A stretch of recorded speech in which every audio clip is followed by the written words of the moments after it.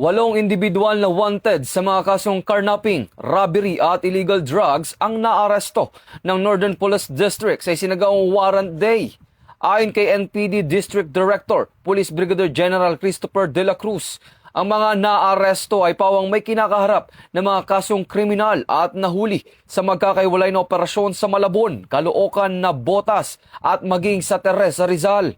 Kabilang sa mga nadakip ang isang 33 anyos na sangkot sa carnapping, 37 anyos at 38 anyos na parehong inaresto sa bisa ng warrant of arrest sa Malabon, isang 34 anyos na most wanted person na nahuli sa Caloocan at isang 27 anyos na naaresto sa Navotas. Ayon kay Police Brigadier General De La Cruz, bahagi ang operasyon ng pinaigting na kampanya ng PNP laban sa kriminalidad sa ilalim ng Fight Crimes Framework na naglalayong mapahusay ang law enforcement at masiguro ang kaligtasan ng publiko.